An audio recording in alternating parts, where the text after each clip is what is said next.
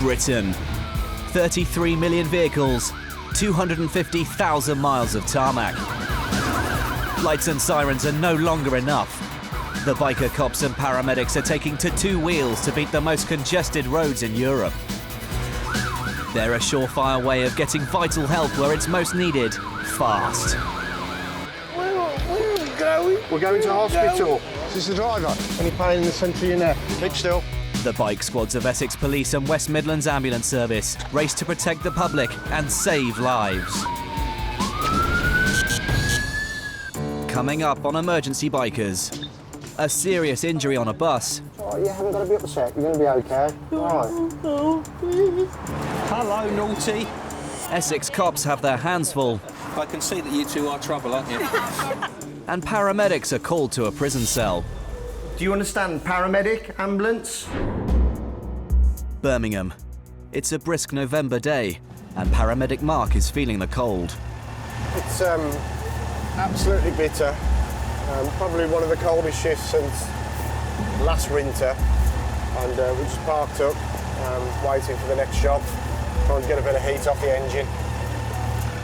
But fellow paramedic Steve knows just how to warm him up. Oh, cookies as well. Don't get spilling any on my bike, will you? This is like when somebody orders a burger and has a Diet Coke. Mark orders a cookie and has sweetness in his coffee. Yeah. I'm not wiping your lip for you. But Mark only gets a bite of his cookie before a job comes in. Is there one? Yeah, another disturbed cookie break. We're going to the Stratford Road, reports of a female fallen in the street.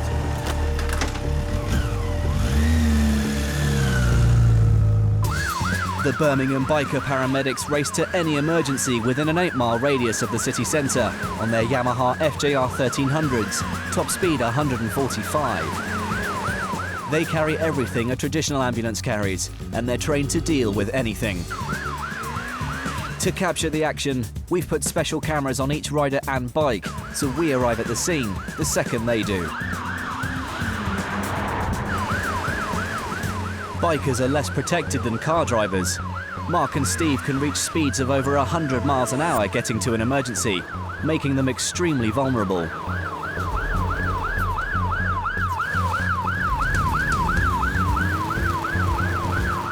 En route, Mark's had an update that the lady has fallen inside a bus. It seems the bus driver has been having traffic problems of his own. Hello there. All right. The car's cut me off. I've had to brake. She's come out of the seat, and I think. From which? I think she was in the middle seat with she. Right, yeah, okay. Hello down there. Sandra. Yeah. Okay. Have you got any pain in your neck or your back? Yeah, just in the middle of my back. Right, keep still. No, swelling, you smack that. Yeah. Do you have any pain in here at all? No. None in the centre of your neck at all? No. Okay. Where's the pain in your back? Just down the middle of the back. It's in the centre of your back? The centre of the back. All down the centre of the back. Such severe pain could indicate a broken back. If it is broken, any movement could end in permanent paralysis. Mark has to be extremely careful. I'll tell you what we're going to do. You're in a really awkward position. We need to keep you nice and still. We don't want you moving at all. Because you're complaining of pain right down the centre of your back, yeah, we have to immobilise you. We have to keep you perfectly still. OK, what day is it? Tuesday. Oh, Tuesday! Where's that hurting you? Back. In the centre? Yeah. Right, OK. What we'll do is we'll give you some gas and air, all right, to try and take the edge off your pain. All right. Have you ever had it before? Yeah. You have. You need to hold it yourself. Bite on with your teeth, seal with your lips. Nice deep breaths. Just a second. On a scale of 1 to 10, 10 being the worst pain ever, what score would you give it? 8. 8. OK, we'll see how you go after that then. Is that helping with the pain? Yeah? What score would you give it now? 3. 3. Marvellous.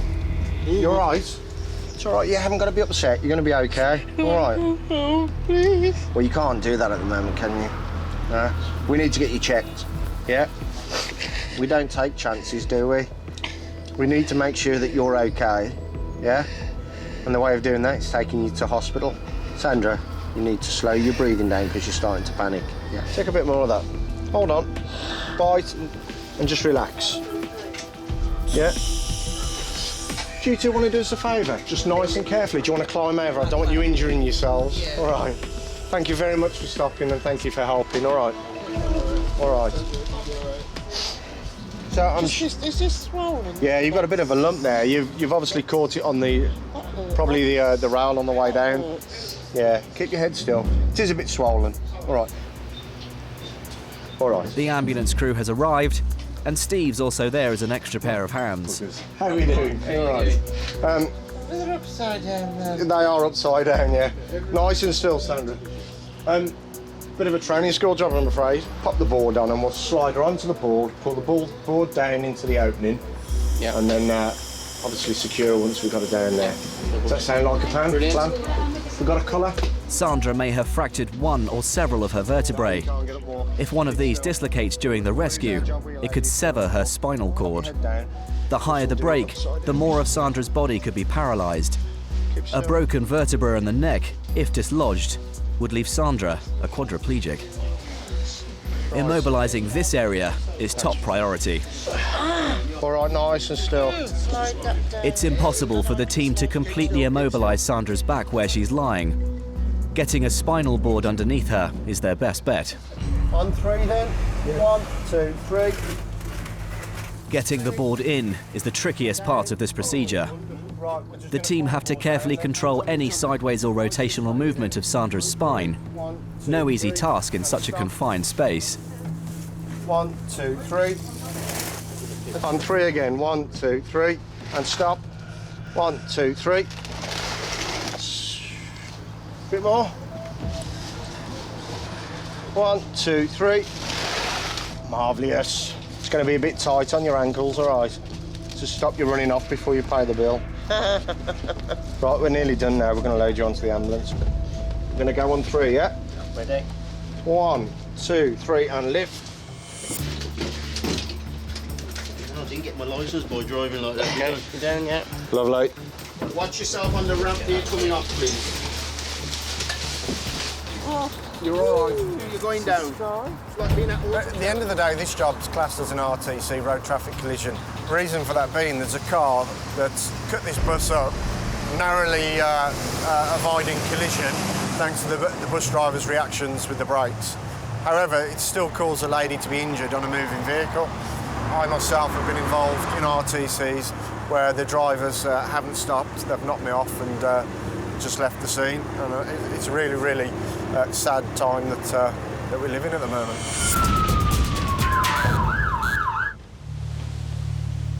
Essex, Biker Cop HQ. Heading out on patrol, PC Mick Wills.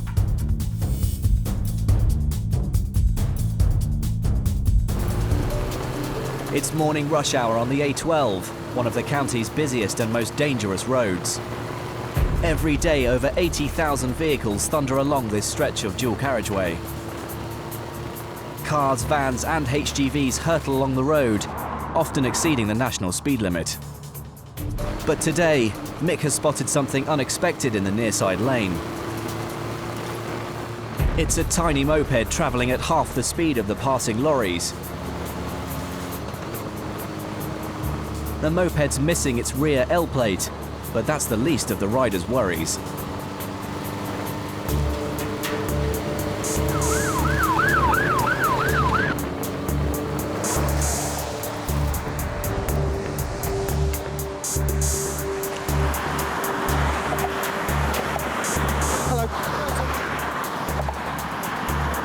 I've stopped because you haven't got a rear old plate. I noticed you've got one on the front. Did you know it gone missing? I did. Do you want to put it on the stand? I did have one. I did. Sorry, I thought that was falling off. Just jump off your bike a second. Come over here where it's safe. Just come over here where it's safe. Were you aware it had gone? No, I wasn't. Oh, right. I had it yesterday. It was on there. What was it on? Was it on a board or something? Yeah, it was a board. Right. Have you got a visual license then? You got, right. Are you told it? Just institute. Thank you. Right, that's fine. If it's fine with insurance and your licence, but you can get 3 points for that. People need to know that you're a learner. Yeah. Your clothing suitable for motorcycling. Yeah, I know. All right, you need to get yourself something a lot more sturdy than that. You've got gloves and a helmet, fine, but you need to be wearing something like leather. Do you do this journey every day? Yeah. The boy's tiny moped is limited to just 30 miles per hour, and the rest of the traffic is doing 70. This road is 70 miles an hour road. Mixed concern for the boy's safety. I have to say, you don't see many mopeds on this road for a very good reason, because when a lorry comes past you, I mean, so you're riding right near the near side, they blow you everywhere, don't they? Yeah. If you have a crash with a lorry, there's a good chance it's going to really hurt you. He's doing 56 in a 44-tonne truck. He's got to try and avoid you, and there might be a car overtaking him. So he's then got to squeeze between you and the car that's overtaking him. Yeah. And you're the one that's going to lose every time. Yeah, I know, yeah. I just want you to know what a chance you're taking, because that... Yeah, I know, I just... It's one of those things that... Yeah, I'm going on a bit, but I want you to really understand what chance you're taking, and see if you can consider an alternative, because we're the ones that have to come along and, you know, sort it all out when it goes wrong. Yeah. It's the fact that it only does 30. There's nobody else on this road doing 30. And all these trucks are going past, two abreast. I think it's worth getting the bus fare. Yeah, but it's a lot cheaper. Or Malden. You seem like a real decent lad, and we don't want you to be coming along. Yeah. No. It will go wrong. You are taking a huge chance. That's it, really. Despite mixed warnings, for today at least, the rider has no choice but to rejoin the carriageway. Don't forget what I said. Have a think about it. Cheers. Give him a warning for his L plate, but I just worry for him. You know, I don't think he realises the consequences, you know. It's wrong, isn't it? Every year, 21,000 bikers are killed or injured on UK roads. That is an accident waiting to happen, unfortunately. It's havoc that's going to end in him copping it.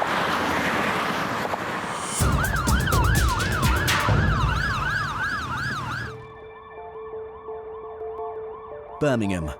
1 million residents spread over 200 square miles.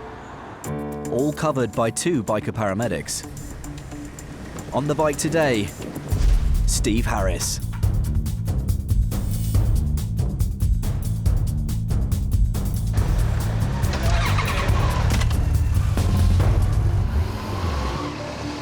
Steve's call this morning is to the Palisade shopping centre in the heart of the city. Unlike a traditional ambulance, he can weave through the crowds on his bike, straight onto the concourse and up to the door of the shop. The journey takes him just over 1 minute. The man's collapsed in a sports shop. Steve's first job is to work out what's wrong with him. Any pain anywhere? Any pain? No? What language? Swansea. Yeah? Right, okay. I'm Steve, paramedic. People are worried about you. You're lying on the floor. Do you remember what happened? No. This happened to you before? No. No? Open your eyes for me. The man's pupils are fixed and constricted. Possible signs of head injury or stroke. Jim, can I have your arm? But Steve needs to establish if it could be something else. What you took, Jim? Have you took anything? No. Nothing at all? That's going to get tight on your arm.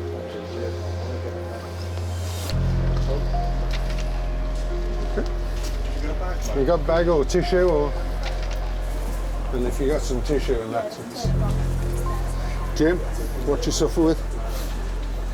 You don't suffer with anything. So what's happening to you today? You're warm. You're going home. So what have you taken, Jim? You haven't took anything? No. Open your eyes for me. And again. Do you take tablets or medicines? No. Nothing off your doctor? No. You had a drink today? No. No? I don't know what's happening to you. Do you know? What do you mean? Well, why are you lying on the floor in the shop? No. No, mate. You can get up if you want me to. Well, the worry I've got, if you get up, you're going to hurt yourself when you fall back down again. So where you been today, Jim? What do you mean? Exactly what I say. Where have you been? Winton Green. When did you come out? Okay. So what have you took between coming out of prison and now? Tramadol. Nothing else? No heroin? No? Tramadol is a powerful painkiller. Steve needs to be sure that's all he's taken. What I want to do is give you an injection which might help you. Is that okay? What? Injection? It'll wake you up a bit, help you. Steve wants to give Jim an injection of naloxone. Naloxone temporarily reverses the effects of any opium-related drugs, which include tramadol and heroin. It should wake Jim up, but it won't last for long. As Steve prepares it, the ambulance crew arrive. How do you feel? Right. Think you can be able to walk? Yeah. Yeah? Well, try standing up, mate. What's you heard? Sorry, it's your shelf. Oh. Yeah, what's it? Can I give you that injection, Jim? Because you're not right, are you? Yeah? Hopefully, if there is anything in his system, it'll just help wake him up a little bit.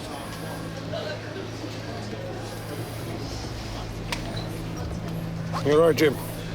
Yeah. Can you just pop a little needle in? Okay. Sharp scratch.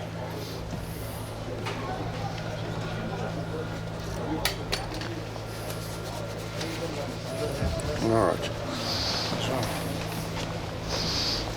So how you doing? Yeah. What time did you come out? Are you eating since? Nothing to eat. And how long are you in? 3 months. Okay. Get you on the stretcher, mate. Come on, then, Jim.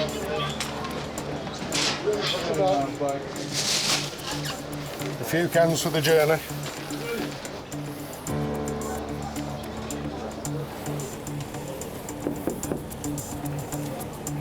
Hiya. How you doing? You feeling a bit more awake and aware now? Yeah. One of the ways that gives us an indication that there may be drugs involved, the pupil becomes very constricted and doesn't really react because it's pinpoint. It doesn't react when you shine a light into it. This gentleman's pupils were like that, which again gave me suspicion that he may have taken something which was affecting the way that he was. You all right to pop you up the hospital? Have you a little... I'd rather go home. You'd rather go home? Right, yeah. I mean, our concern, obviously, what's happened to you isn't normal, is it? It's not normal for you. I'm right now, I've been sick. Yeah. I'd want to go to hospital, serious. Yeah. I mean, you've got a long train journey in front of you, and if you're taken ill on the way down on the train. I'm right, yes. Yeah. So, you're not going to let us take you to hospital? No. Your heart rate's a bit too high, and there's no particular reason for that. You don't look very well. I can't stream. So do you understand that we're worried about you? Yeah. I'm alright, yes. I'm alright. What we'll do, we're going to get you to sign our paperwork and say it's against our advice. I mean, both of us would advise that you attend hospital, you know. Okay. Thank you. All right. All the best, Jim. This gentleman was very, very confused. Initial impressions, he could have been diabetic, he could have been epileptic, or he could have taken some drugs. Once naloxone stops working, then he could well collapse again. However, we can't force people to go to hospital. We can just advise and try to press them.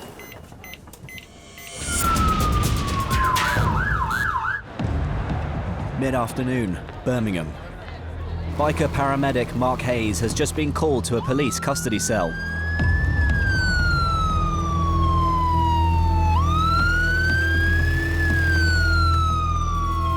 As he races across town, he's no idea what awaits him.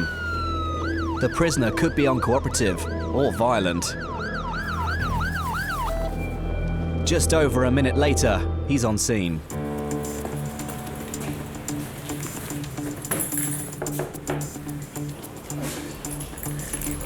How are we doing? You're right. was arrested at Storefront, crying all the time because of what she's done, but that's separate to that. Okay. She's vomited, she's holding onto her stomach, and she started vomiting just over there in the far corner. Okay. Taking a bit of a sort of dramatical show of it, but she speaks Chinese, not very good English. Okay. How long's she been in your care? Well, she was arrested at 14. The woman's been arrested by the British Transport Police for travelling without a ticket. Right, we'll have a little look. And what she's vomited? She's vomited. Is it just clear? Is it water? Bit of food. Okay. But there's a massive language barrier. Okay, okay. Hello. Hello. I'm a paramedic. I'm here to help. Come and sit up. Need you to sit on here. Yeah? Stand up. No. What's her name? Do we know? I can't do anything with you. Come on, sit up. Sit up. 1, 2, 3. Up, up. Okay. You sit down. Okay. No, look at me. Hold your head up. No, listen. She's resisting, sir. You sit up for me. Sit up. Sit up. Let's have your hand. Let's have your hand. So, I mean, I can't force treatment upon her. Yeah. Yeah. Ideally, we could do a language line and try and get across to her. And then, if we can get across, we can ask her some questions, find out what's going on and take it from there. But as it is at the moment, there's very little I can do with her. Interpreters in more than 170 languages are always on standby. Until someone is on the line who can speak the same language as the woman, Mark has to do the best he can. Any English? Understand? I'm here to help you. Yeah? Need to look at you. Need to examine you. Yeah? No. Come on, you're doing that. No. Come on.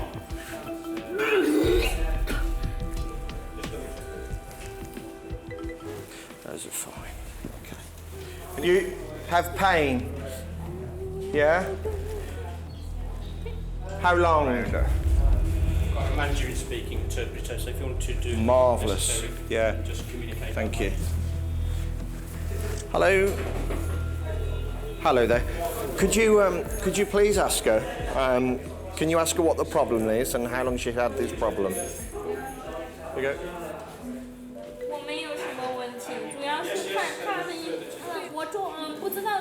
It might not be the easiest way to make a diagnosis, but it's all Mark has to go on at the moment. Thank you. Hello. Hello, what did she say? She doesn't understand what's going on. The question is, does she have any medical conditions? Also, you notice while she's on the phone, she's not vomited once. Hello.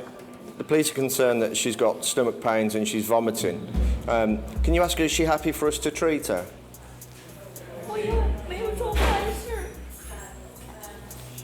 Hello. Okay. So she's refusing any treatment. Is that what she's saying? After nearly 20 minutes of toing and froing, Mark finally gets a clear picture. She's told the gentleman that she's refusing any treatment. There's nothing wrong with her, and she doesn't know why she's been brought here. Hello? The police have a duty of care, and because she's been vomiting and holding the stomach whilst in custody, she needs to be taken to hospital to be assessed. Obviously, if she gets to hospital and she refuses treatment, then so be it. She'll just end up being brought back. So our hands are tied. We're just arranging transport at the moment to take her up to City Hospital. It just prolongs the inevitable for the lady that's in custody. But, you know, we treat everybody as we find. Okay. Oh. The woman will be escorted to hospital by the police. Her symptoms seem to have disappeared, but no one can take any risks. Mark has his suspicions. I have to say the episode of vomiting that I did witness appeared to be somewhat forced. It could be a mixture of, you know, anxiety. She's worked up, she's been detained by the police for whatever reason, and I'm sure that can be a scary and upsetting process. So that could be a reason for her vomiting. Plus also some people do occasionally think that, you know, if they're unwell then the police aren't going to keep them, they've got to get hospital treatment. I'm not saying that this was the case, but it does happen, and it happens on a regular basis.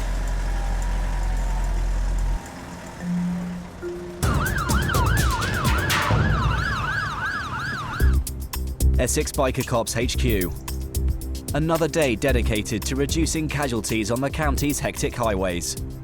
On average, 15 people will be killed or seriously injured every week. On patrol, PC Martin Ackers.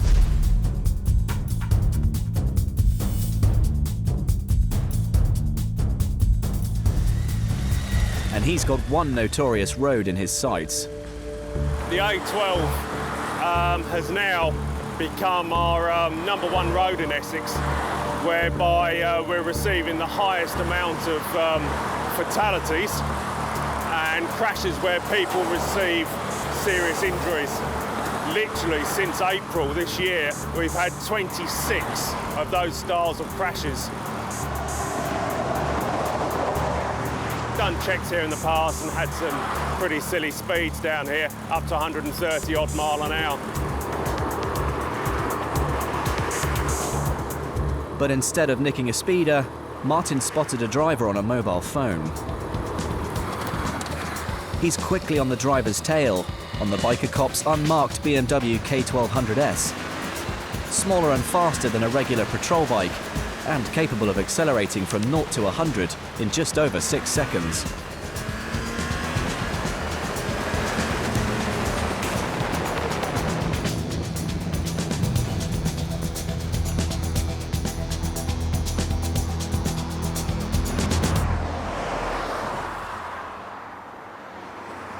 Hello there, have a quick chat with you. Thanks very much. Right, thanks very much for stopping. The reason why I've asked yourself to stop is I can see you driving along, mobile phone in the middle of the steering wheel, so in the middle at the top. Yeah. Get this thing connected. Oh, I see, right. I appreciate you've got yourself a Bluetooth device in your ear, but that's not on. You're using a mobile telephone, all right? You don't actually have to be speaking on the phone to be using it, all right? I'm going to say to yourself, you're going to be reported for using that mobile phone whilst driving this vehicle along the road today. If the man had a dashboard-mounted bracket for the phone, there would have been no problem. But as soon as you hold the phone in your hand while driving, that's illegal. Do you have any endorsements on your driving licence at all? I have 2. You have 2, so you've got 6 penalty points. And what are they for? One is mobile phone, one was speaking. Right, so with reference to you having the mobile phone, how old is that one, 2 or the 3-year-old? February 8. So, right, a couple of years ago, 2.5. As a result of you receiving that mobile phone one, is that when you went out and bought a Bluetooth? Yeah. Right, okay. So how long have you had your BlackBerry for? Again, about a year, I suppose. About a year. So you've had enough time to get a suitable holder for it, really, haven't you? Yeah. Right, okay, so I'm afraid it's a fixed penalty notice, because you're either now on 9 points or 6 points, and if you're on 9, you're going to have to be damn careful, aren't you? You've seen how easy it is to get caught. Otherwise, that could be totting up procedures. 12 points, 6 months disqualification. What could that do for you if you actually had your licence taken away for you for 6 months? All sorts of problems. You obviously need your licence to work. Is the motor vehicle your own or a company vehicle? No, it's mine. But when Martin runs checks, there's a surprise. Sorry, can you just confirm the amount of points? Could you do us a history to find out what they're for? Yeah, received. Right, okay, who does the car belong to? It's a lease car. It's a lease car? Yeah. Okay, right, I've done a vehicle check on it. The vehicle's not registered to yourself, and it's not registered at this address. And it's showing that there's no insurance on the vehicle either. It's certainly insured. Okay, well I'll have to do a check. Fair enough. I'll have to do a check through the Motor Insurers Bureau to see if it has a valid policy. could well be one, okay, and it's perhaps a typing error or something. But the other thing is that you don't have 6 penalty points on your licence, you have 9 penalty points on your licence, and they're all for mobile phones. Sorry? When did the 9th one appear then? I've only got 6. I've just done a check via the DVLA, Police National Computer, and it's saying you've got 9 penalty points on your licence. So I can't issue yourself an endorsable fixed penalty notice because that will put you on to 12 penalty points.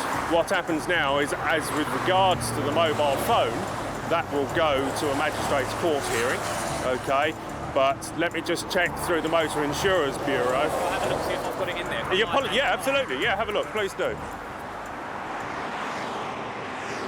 Motor Insurers Bureau have managed to make contact with one of the operators there, and they can find no trace of any insurance record for this vehicle or that person. Right, what have you got? The only thing I've found is on my other car, which is something I can't find the one on this one.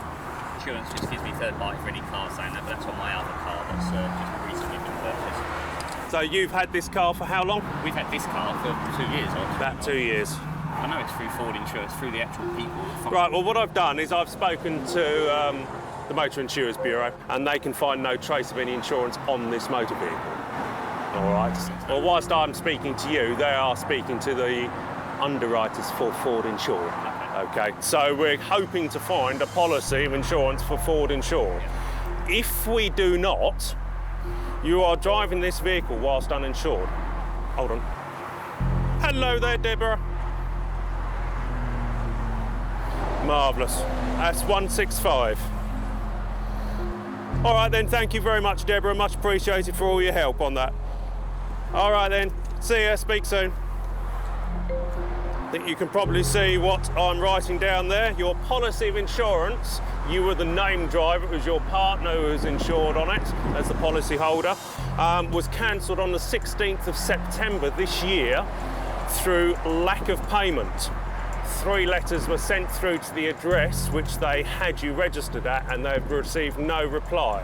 As a result of them not receiving any replies from the 3 letters sent through, they have cancelled your policy. You are uninsured today. So I'm reporting you for driving this motor vehicle whilst uninsured, and also the fact that whilst using the phone. What will happen now is that this vehicle will be seized from here. It's being seized here and now. The driver will be taken to a safe place and from there make his own way home. He's been reported. He's going to go to court for this one. The whole matter will go to court. He's already got 9 points on his licence. Mobile phone holds a minimum of 3 points, and insurance holds 6 points. So I think we're looking for a disqualification there for driving for a period of time. Should really be thinking about that, sitting on 9 points. To start off with, when he says on a mobile he's got 6 points, he's had 1 for mobile, 1 for speeding, yeah, okay then. But once I did me a little bit of investigation, find out, well actually no mate, there's no speeding there, it's all 3 lots of mobile phone. It's just no, you're in the book mate, I don't care. You're just causing a problem on our roads and you're not obeying any of the rules really.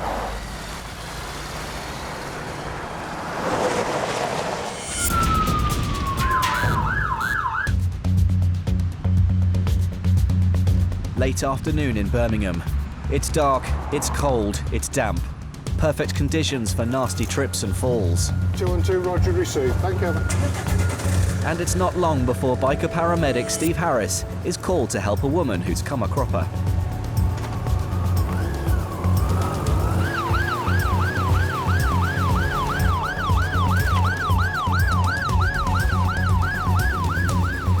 After a dash across town, he's at the woman's side in just under 2 minutes. Hello. I slipped here and went full length. Problem is, I've got osteoarthritis in my hip, and I've done something to my right arm. I don't know if I've broken the bone at the top. It feels like it's broken somewhere here. Okay, is that, you're in much pain with that? It's bearable. Okay. Osteoarthritis affects 1 million people in the UK. It attacks the joints and is one of the most painful types of arthritis. It affects more women than men. Well, think the first thing we can do, get you off this cold floor, get you off the road, we'll pop you in the ambulance, pop your coat off, and then You can just grab your bag. Okay, thank you, Sandra. If you just don't do anything yet. Hello. Hello. I don't know what you heard. Osteoarthritis. Steve and the ambulance crew must get her off the cold pavement. Left here. Right, wiggle your fingers. Yeah? Oh, it feels kind of, you know, a bit dead. What I want to do, pop your arm just onto your tummy, and then I want you to just support it. All right. Okay. And we go. 1, 2, 3. Oh. That's it. Ooh. Yeah. Okay, just get your balance. There's no easy way to do that. All right. Yeah. You can. When you're lifting it, that was hurting your hip.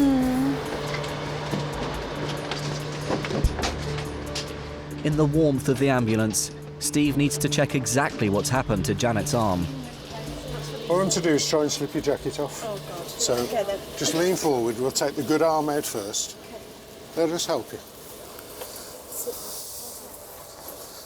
And we're just gonna slip that down over your arm.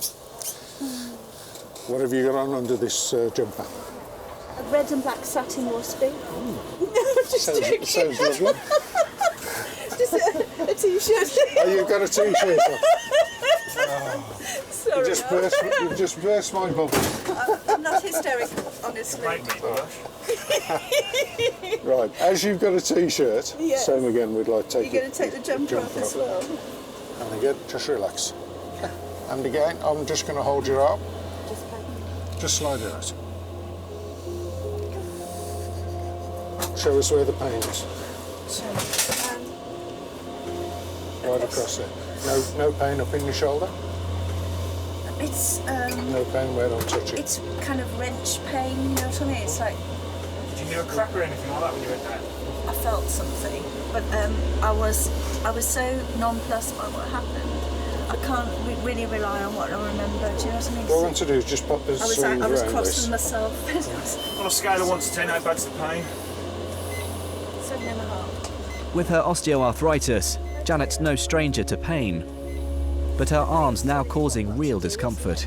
It's entirely up to you. We can offer you some gas and air, some Entonox, nitrous oxide. Yeah, that might help. That yes. Yeah? Because that control. It usually helps. Yeah. What you need to do is you need to hold this in your good arm. Form a good seal around the mouthpiece and suck it like a straw. Okay? It'll take a couple of minutes to work. And as soon as you stop taking it, it'll take just as long to wear off, okay? As you breathe in every breath, if you keep taking it. This patient, she's got an ongoing chronic problem with the hip anyway.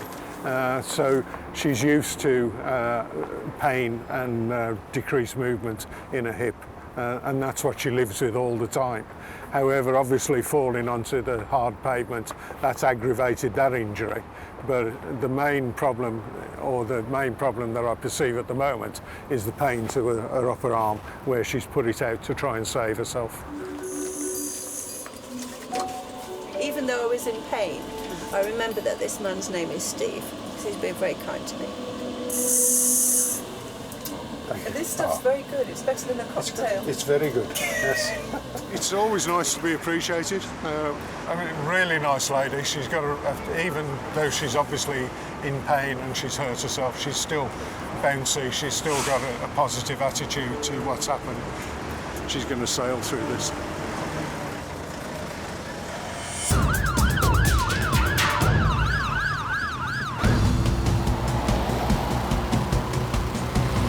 Essex, and the biker cops are out in force for a swoop on the A13, the second deadliest road in the county.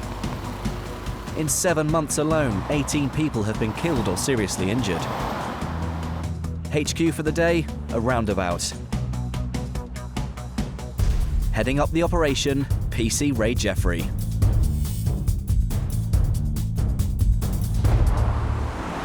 We're having a casualty reduction enforcement day today. You'll note that there's an officer over at the side of the roundabout there who's spotting for us. He'll point out any cars where the drivers or passengers aren't wearing their seatbelts, talking on their mobile phones, any vehicles that we think might be worth a quick check for road safety as well. Perhaps, you know, poor condition, bald tyres, that sort of thing. Not wearing seatbelts is a big problem. Without one, you're twice as likely to be killed in a crash, yet nearly a quarter of motorists still do it. Received, Roger, over and out. But Ray has his own way of dealing with the problem. Hello, naughty. Yeah, have you got a doctor's note? She's so naughty, isn't she? We're here specifically for all the stuff today that we don't get a chance to deal with normally. Have you had a ticket before for not wearing your belt? Okay. It's not points on your licence, it's just a little reminder that you are required to wear it. All you have to do is pay a fine within 28 days. It's not broken, is it? No. Can you just show me it works? Because we get certain smarty pants who go to court 6 months later and say, well, I told him it was broken. That's fine, okay. Have you got your driver's licence with you? Okay. You got one? I've got one, yeah. Not wanted for murder? Just got one. Oh, God, no. I think so, anyway. You on your way to work or shopping? No, we're shopping. IKEA. Are you a Mrs.? Miss. A miss? Yeah. And what's your surname, please? Smith. Yeah, right. Yeah, it is. What's your first name? Emma. Tar. I can see that you two are trouble, aren't you? I feel sorry for all the shop holders down there when you get there. It's a vehicle check, please, on a code 1. Emma gets a standard £60 fine. But in some circumstances, drivers can be hit with as much as £500. Was that rude? I didn't hear that one, sorry. She said £15 bargains turned into £300 bargains. Oh, no. Oops. There we are, Emma. Just check that I've got all your details correct on there. See if I was listening properly, because I'm a bloke. We don't listen, do we? Well, we would say it, but not today. Bear in mind what we've said. Yeah. It's all about keeping you safe, really. She's all right. She was on her bestest behaviour. It was just you. When you move off, just be careful in case something comes that way. Yeah, go around the roundabout and don't spend too much in the shops today. Now. See you then.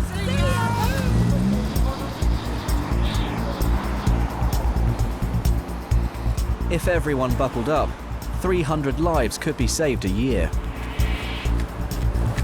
You just knew, didn't you? Yeah, they're going to be abroad. You just knew, because you look so suspicious, all of you, don't you? The 3 women going. Yeah, so you don't want me to ruin your shopping trip then? No.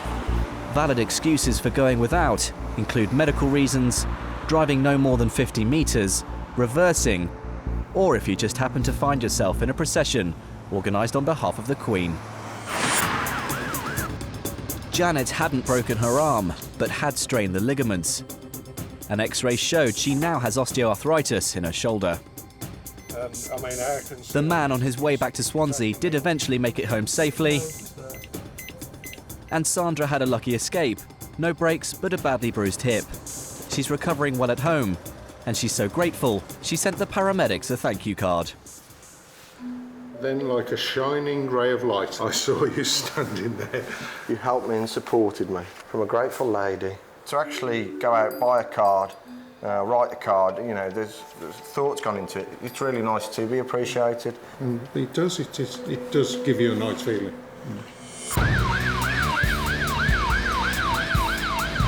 Next time on Emergency Bikers. Hello, Helen. An old lady has a bad fall. Have you hurt yourself? And Mark has his hands full. This white van has slid on its side all the way up to this point where it's come to rest.